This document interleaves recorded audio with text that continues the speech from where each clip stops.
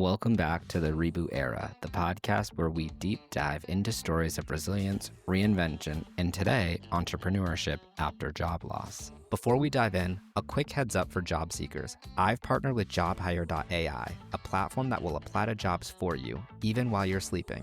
This August 2025, you can get 30% off any plan with code DRAY30, DRAY30. Check the footer of this episode for the details and the link to make sure you get your discount. And yes, if you don't get an interview in 15 days, you'll get your money back. Now let's get into the episode. I'm joined by Shelia Benson, also known as Flower, a 2-time layoff survivor turned full-time entrepreneur. From her roots in a family of business owners to building her own consulting practice and embracing spiritual healing, Flower's story is one of faith, preparation, and finding purpose after corporate burnout. If you've ever wondered how to turn a layoff into your own full-time hustle, this episode's for you. Hi, everyone. My name is Shelia Benson. I live in Las Vegas, Nevada. I was recently laid off in January, and I am a full-time entrepreneur now. Just want to spread awareness to anyone that's ever been laid off or just completely burnt out from corporate. I want to just shed a light on people right now that are going through this economy and let you know that your 9-to-5 was your blueprint for your business, and it's very possible to be a full-time entrepreneur. You just have to keep the faith. Thanks, Sheila, for sharing that. And we're super happy to have you on the podcast today. Thank you. So this podcast is largely about layoffs. You know, we talk about career pivots, we talk about the successes, and I definitely want to dive into what you're doing now. But if you're open to sharing, what happened? How did you get laid off, or did you see it coming? So I was actually laid off back in November of 2023 the first time. And then just recently, the second time, it was January of this year. And, I'm a very intuitive person, and I pick up on certain things, certain clues. You can kind of almost tell when layoffs are happening. You start to see it happen. Your fellow teammates are no longer there. And I just noticed that, and it just put a thought in my mind, like, okay, Flower, I go by Flower, by the way. It just put a thought in my mind, like, you need to just pivot, learn as much as you can and prepare, preparing just kept coming in my mind. And I'm so happy I prepared, because now I am a happy full-time entrepreneur. I'm my own boss now, and it's been absolutely amazing. I love that. And let me correct that. So thank you for joining Flower. I love that. And your Thank you. LinkedIn shows, it says corporate dropout. I almost read that as college dropout. Corporate dropout, soul-led entrepreneur, proud auntie, sharing your journey 2 times laid off to entrepreneur, which I'd love to share here, which is awesome. So can we talk a little bit about what are you doing now, and really what led you to want to be an entrepreneur, a founder, a CEO?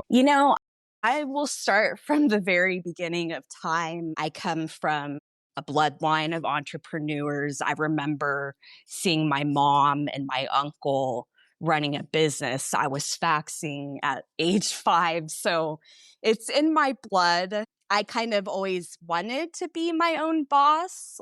For the past few years, I kind of felt nudged a little bit to, take that leap of faith. And I'm so happy I did that, because I'm doing work that serves a purpose. A little bit about my background. I am a fully licensed life and health agent in Nevada. I have a few other state licenses that I've always kept, and have a pretty diverse background. I worked for a broker here in Vegas. I worked for an insurance general agency for quite some time. So I learned a lot. I learned so much on the insurance side. And my most recent job, I've learned even more. I've learned so much more about Salesforce and HubSpot and the various other like CRM platforms. But like I said, I've always had that insurance background. So I ended up finding a client on Upwork that's a Medicare agent. I basically do like account management and, help him optimize a CRM system and, things like that. Like the skills that I developed from my corporate America jobs or corporate America life, I do in my own business now. The reason why I focus on Medicare agents, so that why I work with Medicare agents is I lost my grandpa at 11. So I don't, I never had that relationship with him. So when I'm helping these brokers out and their clients, it gives me just like a sense of purpose. Like I'm making a difference in their life because this new Medicare, system, it's new. They just recently turned 65. So it's like a brand new world. And I developed a lot of relationships from helping my clients out. And like I said, it just gives me purpose in life. I finally have a purpose in life. Well, thank you for sharing that, Flower. That's a powerful message that, that story you just told about how you were impacted by something when you were younger really influenced what you want to do and what you are doing today. And with that, you have this business that you've started. So is it freelance consulting that you're doing? Do you have a name for this business that you are running? Yeah. So right now, just strictly freelancing, but I am in the process of starting up that platform for brokers, just educating them on the importance of using CRM systems, to keep their clients on the books. That's great. And Flower, you mentioned a keyword or a trigger word for me, which I love in a good way, not a bad way. Upwork. And Yes. I love talking about Upwork because I think they're great. And one day, life goal, get them to sponsor my podcast just once. Yes, just keep bugging them and they'll reach back out to you. Exactly. And with that, could you share a little bit about like, how did you hear about Upwork or why did you choose Upwork? And like, what was that like? Did you just open it and make a profile and you found a client that easily? Or like, what was that journey like for you? So, as I mentioned, my past insurance life, well, it's current now as well, goes back to like 2014. So, I would say the first time I was on Upwork was maybe like right before COVID. I found my first client on there doing like basically just the same account management, handling their like claims for clients. And then just you build your reputation on there and got some reviews from some of my clients and that helped me win bids to find other clients. But I right now I want to focus on providing like just guidance to these brokers because with these layoffs and everything happening, I feel like a lot of brokers and companies are going to be doing away with their staff. So that's like the perfect opportunity for a freelancer. Then the business owner doesn't have to pay a full-time salary or benefits or. Yeah. And so far, we've talked, not just you and I, but also anyone who's been on the podcast about the positive piece of Upwork and freelancing and all the great things. Have you had any bad experiences or even what was the lulls like when you're not getting a lot of business? How are you dealing with those times? Yeah, I've had some weird people reach out to me. There is this lady that wanted me to store computers and laptops at my house. And I'm just like, I don't know about this. It kind of felt shady. And then I started Googling. I think I even asked chat about it. And I'm like, you know what? No, I'm gonna just let this one pass because it was weird. I'm like, this is really, why are you going to give me computers to store in my house? So why don't you just go get a storage or a warehouse? Yeah, probably because they had like drugs in them or something crazy. And that's what I thought. I'm like, you know what? I don't need the money. I don't need it. I don't want to get caught up in any, weird things that are going to end up getting me locked up. So I'm like, no. Yeah, it's important. It's an important call out to say that you need to be careful when you are doing any freelancing gig. It's hard to understand exactly who's who. And I don't know, was this a verified profile from this woman who was reaching out to you? It was, and that's the thing. I guess it doesn't matter anymore if they're verified or not. People can still scam you if they want. Yeah, that's hard. I always try to go for verified profiles and also in the US, and then also that they have past payment history, because typically Yes, that means that people have worked with them, other people have vetted them, and more times than not, I haven't run into a situation where that person is scamming me. exactly. Now, your LinkedIn's awesome, right? You have shared on here that you're sharing your journey, about being laid off to full-time soul-led entrepreneur, and you're talking about life after layoffs. What's been the hardest thing about your life post layoff? I'm going to be honest because a lot of people don't talk on this. The mental and spiritual effect that layoffs have on people. This was like the biggest ego death I ever had. I'm going to get deep because that's just me. I'm a Pisces.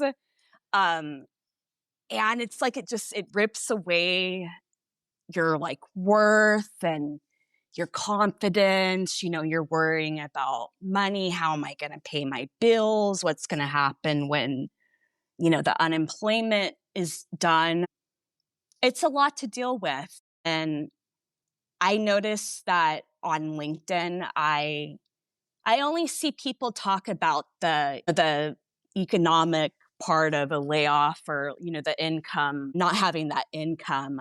But I never see anything about mental health. Like, what has helped you out through this layoff? Is it exercising or doing yoga or, I don't know, reading the Bible if that's what you follow? Or I'm a very spiritual person, so I actually ended up getting back to my spiritual journey, and it's just been amazing. But yeah, I wish there was more awareness of the mental and the spiritual effect that layoffs have on people, especially right now with just everything going on in the world. There's just a lot to deal with. I'd love to go deeper on this topic and let's talk more about it. So, when the layoff happened and you were saying that you had an inkling, right, that maybe something was happening, you could read the tea leaves.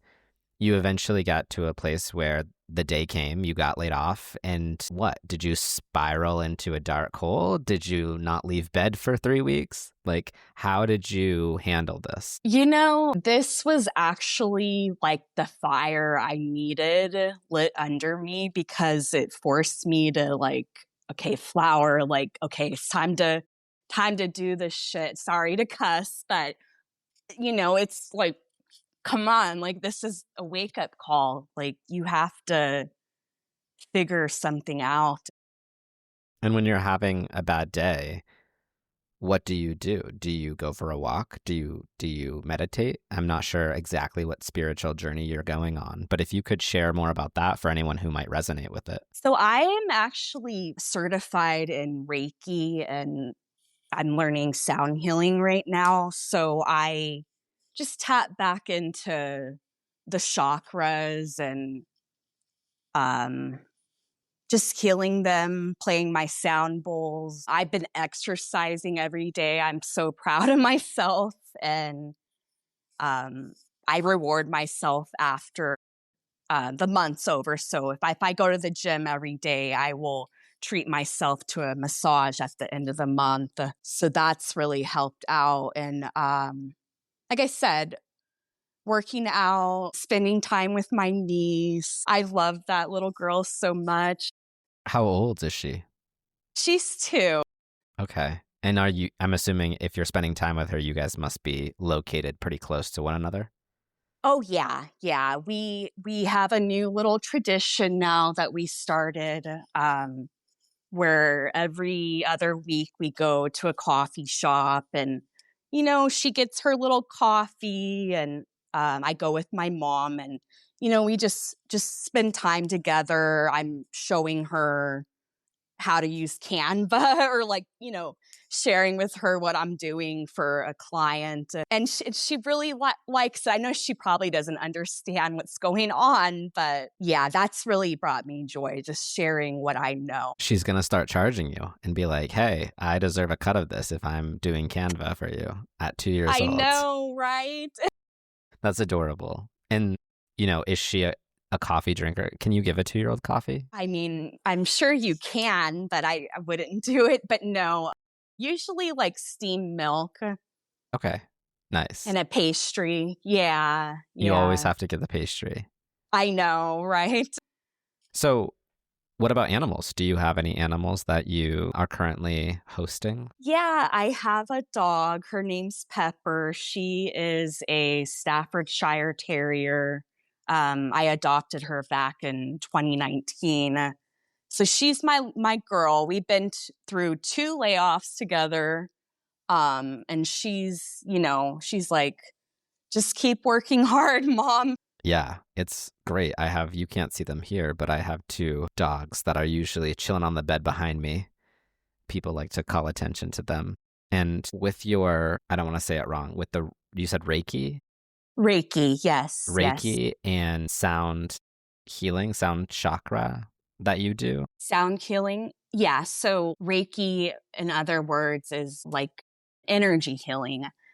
And then I don't know if you're familiar with the chakras, like your third eye, the root chakra. I've heard a little bit about this. So I studied Buddhism for a while. What I was going to ask, maybe if I can ask my question, and then you let me know if you want to answer, is if someone was very interested in this and they wanted to learn about it, is that something that you're open to talking to them about on LinkedIn, or if you share this stuff other places? Yeah, absolutely. It's my goal to just share more on how the chakra system works and how each chakra can actually be tied to certain emotions. And we store emotions in our body. So oftentimes with the chakra system, there's like physical elements attached to that. For instance, I actually was experiencing chronic nerve pain a while back, 3 years on pain meds, and no one could figure out what was going on. So I'm like, okay, let me look into other things. So I got into like, metaphysical things, your crystals. Actually, my younger sister got me into Reiki, and she was actually certified like a few years before me. And we took our second degree certification, probably, I think it was back in 2022, I think, during COVID. But like I said, going back to the back pain, I just started reading into different healing techniques. And I actually found a book. Let me see. I have it right here. It's called The Anatomy of the Spirit, but it talks about all 7 chakras and how they relate to, different emotions that we store in our body.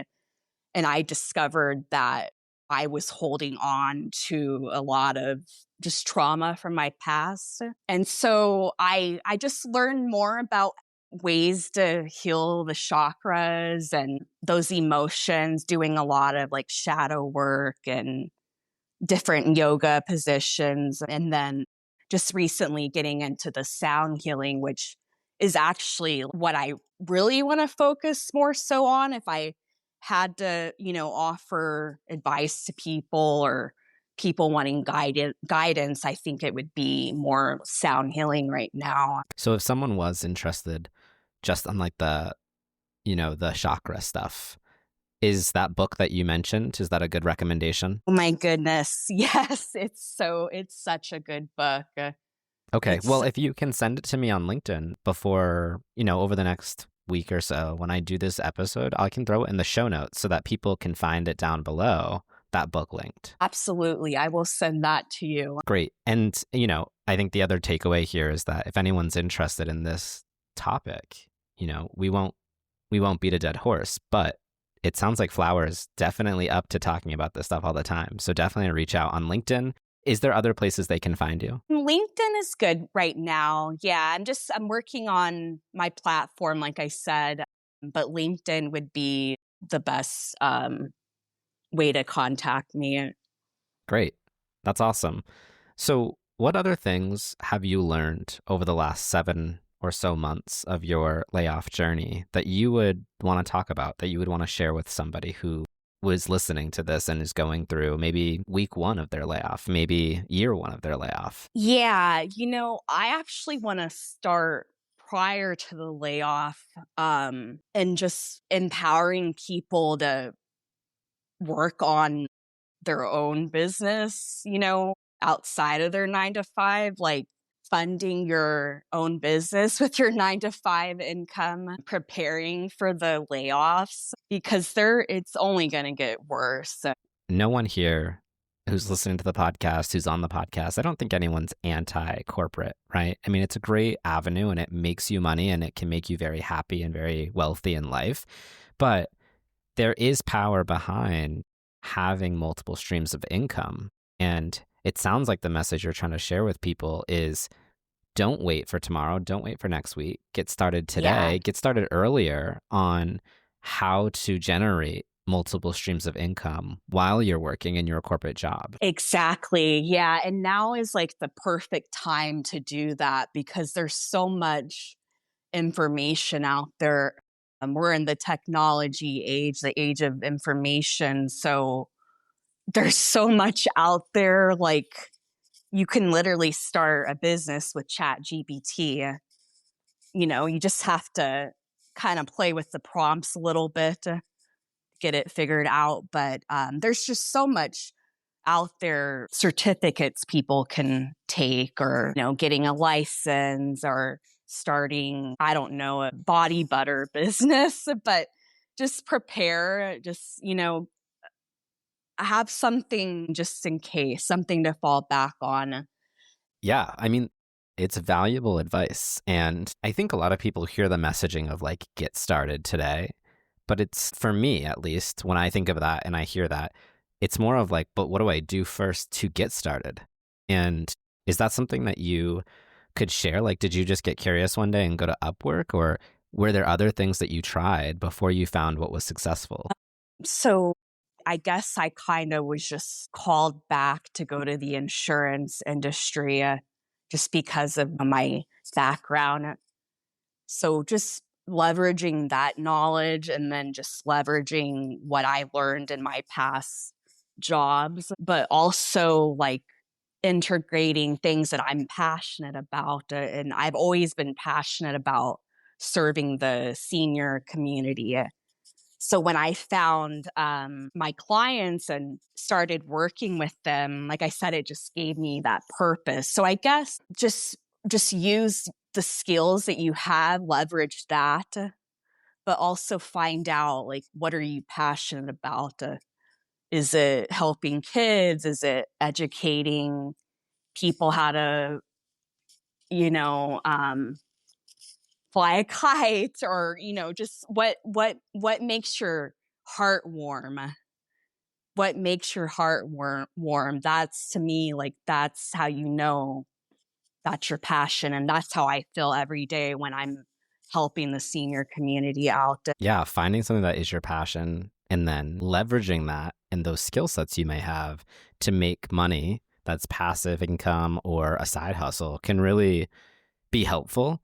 I wanted to ask you, with what you're doing, with your journey that you've been on, how has AI helped or hurt the things that you're doing? So I use it like it's my coworker, like someone I'm collaborating with. I think it's brought more good.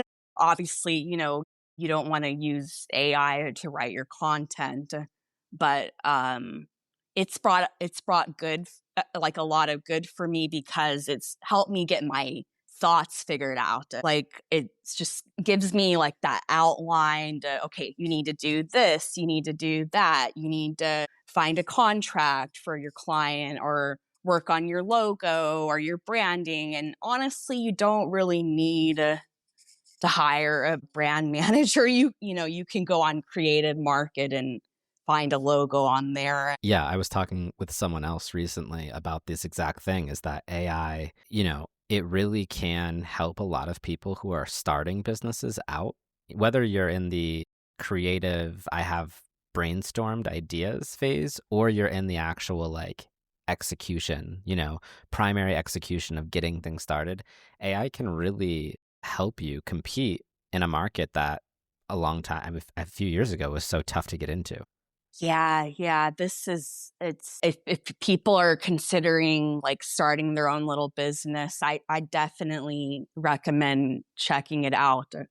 I would get the $20 version of ChatGPT. It's well worth it. Yeah, I use the same thing. So I love it. There's other tools out there as well that people can explore, but that's a question you can also ask your chat agent, is just what are the best things out there for, and then insert the specific thing that you're looking for. And it can really help you just do so much research and answer questions so quickly. I think one thing that I've noticed recently is I actually use ChatGPT before I go to Google. So I don't search like, Yeah. what's the best pizza in town on Google. I actually do that on ChatGPT. Right. Yeah, I do the same thing. I find the Or answers are better. I know, right? But like I said, I use it like I'm collaborating with a coworker. And I'm going to be honest, it's kind of scary because the more you use it, the more it knows you. But I don't know. I enjoy it. It has helped me out a lot with my business, just getting my thoughts together. But yeah, mine's at the point where like I'll say something early in the day and just be like, hey, I did this thing. I'm so happy. And later in the day, it will loop back to that thing and be like, hey, by the way, congrats on Yeah. doing that or completing that. And then they'll answer my question. And I'm like, okay, thank you. And it's so weird. Like, I say this maybe once a week to my sister. I'm like, it's so weird that we're living in the times where people would rather talk to chat than, a therapist or a friend. And it's strange. It is strange. It is. But, you gotta have to be with the times because technology is only going to continue to advance. Did you know you can actually personalize your chat? Ooh, say more. Yeah. So with the $20 version, you can type in there, I want a 35-year-old woman that lives in Atlanta that is, let's just say, a brand manager or a marketing director or whatever. Just you can personalize the traits Yeah, I guess I've of done that. I do that yeah. with like breakup texts or like when I'm angry. This recently just happened. Someone was on the podcast and it's an episode that I'm not going to be able to share out. And it was great connecting with the person, but I was a little upset that what felt like the last minute, they were like, hey, don't post the episode. And I was like, well, I put all the work into it. I wish I would have known beforehand. And Yeah. I didn't want to say those things to that person. So, if they hear this, which I highly doubt they're ever going to listen to my podcast, whatever, I'm sorry. But ChatGPT was a great them. And I like told it, I was like, hey, be this person. Mhm. And I want you to respond with like 3 answers. I want you to give me an angry response and fight with me. I want you to give me a neutral response. And I want you to give me like a very apologetic, sympathy response. And I got to go through like the stages of fighting / getting an apology from an individual who I probably will never get either of those 2 things from. And it was Yeah. lovely. Yeah. So it was great. It's helped me out quite a bit with more than business. Yeah. Well, I love having you here on the podcast and sharing the things that you have shared about your journey so far. And I really hope people listen to it, resonate with it. Are you open to people who hear this and are like, I love this, connecting with you on LinkedIn? Absolutely, yes. And I encourage, anyone that's going through a layoff right now, let's connect, let's brainstorm, because I feel like community is really important when you're laid off. Yeah, absolutely. Is there anything else you'd want to share with someone who's listening to these closing thoughts? In the great words of Tupac, just keep your head up. Thank you so much for joining us today and listening to Flower's powerful journey from layoff to life-led entrepreneurship. If you're on the job hunt, don't forget my collab with jobhire.ai. You can get 30% off on all plans through August 2025 with the code DRAY30, DRAY30. Check the footer of this episode for the details to make sure you get your promo. Remember, your 9 to 5 isn't just a job. It can also be the blueprint for your business. If you're going through a career transition or just need a reminder to keep the faith, know that you're not alone. You can connect with Flower on LinkedIn and check out the book she recommends, Anatomy of the Spirit by Carolyn Miss, linked in the show notes. And as always, if this episode resonated with you, share it with someone who needs a little encouragement today. Until next time, keep your head up.